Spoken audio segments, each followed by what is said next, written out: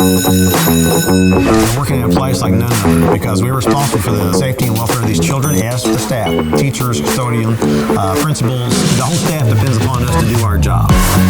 We do have 12 locations of educational buildings, just over 2 million square feet. We're really excited to see our community come alive with it.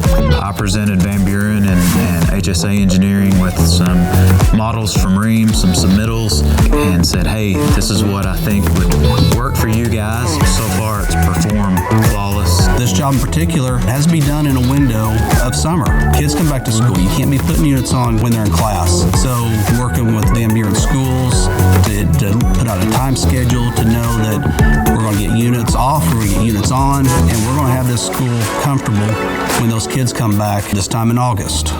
The Rheem unit is built like a technician has designed that unit. You can ask any of my techs, what brand do you prefer to work on?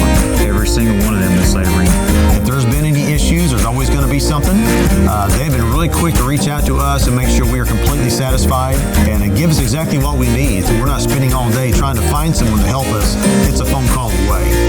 A lot of people that work at Rheem have kids that come here. To know that the work they put into it every day, year in, year out, putting out a quality product, taking care of and supporting the community with our equipment, that's special.